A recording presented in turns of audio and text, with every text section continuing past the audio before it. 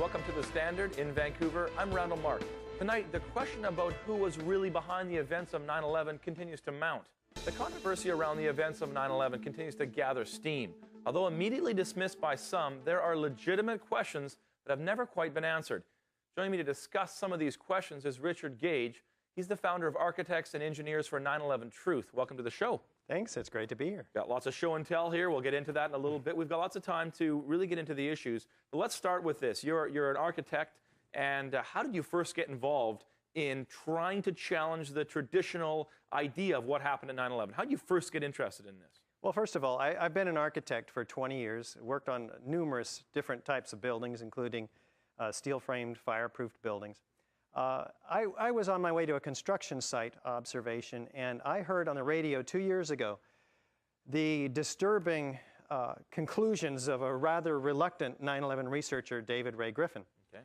And this started me on a path that I changed my life. It's like a religious experience almost. Yeah, I had never heard of an alternate theory to the World Trade Center collapses before. The official theory tells us that the planes entered these buildings, and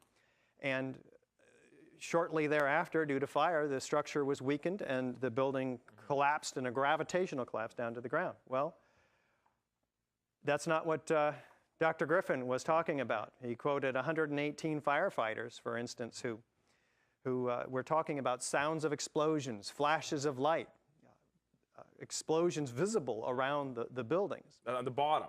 At the top, where the jet plane impacts, okay, at the onset of the destruction of the Twin Towers. He talked These are explosions that happened before the plane hit? Is that what they're claiming? Is that the claim? No.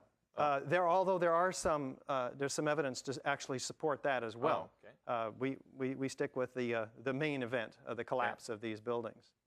So that, I'm a Reagan Republican. I have, this was quite a change of events. So you're not like a Democrat trying to, I'm going to hate on with Bush or something like that? No, no. Okay, so that's how you first, a couple of years ago, you got interested in this, you heard some theories, you said, this doesn't line up with what I've been told for all these years. Let's step back, and without getting into all the cards yet, but what for you is the most powerful evidence that you said, my goodness, the traditional arguments are not true?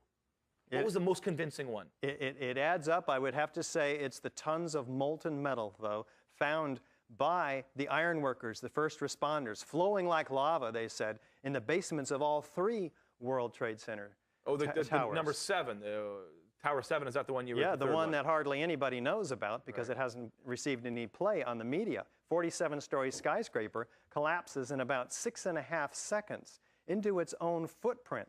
And we're told it wasn't hit by a plane. Correct. But they say it was hit by these massive pieces of debris, tons of metal that hit the sides of them. That weakened the structure. Yeah, it did. There's pictures that seem to show that. Indeed. NIST, well, no, actually there's not. There's the facade is clouded with smoke on the south side where we're told all this damage was. Nevertheless, NIST, the National Institute of Standards and Technology, they suggest that this damage was not a consequent factor in the collapse. They call this collapse due to normal office fires in their December 18th update. And we had an opportunity to present the evidence that we're going to be talking about today in that meeting. It's now a part of the official record. So this molten metal, that's the problem for you. Why is that a problem? Well, tons of it. Seen by the World Trade Center structural engineer, Leslie Robertson. He says as of 21 days after the attack, molten steel was still flowing. Astani, another structural engineer who had unfettered access to the ground zero, suggests that he saw a melting of girders. In fact, he took photos of these, and we have them in our website, AE911Truth.org. And why is that a problem? Why is the melting of the girders problematic for you? Well, because the official story says these are normal office fires. Normal office fires only get to be about 900, 1,200 degrees. Right. Maybe 1,400 degrees under very, very ideal fuel-air mixture ratios. Guess what? Steel doesn't begin to melt until about 2,700 degrees, almost 3 times what we anticipate the temperatures of these fires were. That's Fahrenheit, 2,700 degrees Fahrenheit. What about the jet fuel? Couldn't it heated up the girders when on impact to be hot enough to melt? The jet fuel is a hydrocarbon. It doesn't burn any hotter than desks, carpeting, chairs, 1,400 degrees. It was a spectacular blast. Most of it burned up outside. The rest of it was gone in 10 minutes. So we have fairly normal office fires, as it turns out, in the Twin Towers as well. Now, no office fire has ever brought down a skyscraper because these are steel-framed and fireproofed skyscrapers, ever. And we have over 100 very large, very hot, and long-lasting fires in these steel-frame fireproof skyscrapers.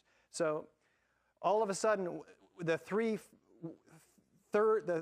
worst structural failures in modern history occur on one day. And one of them, as you mentioned, wasn't hit by an airplane.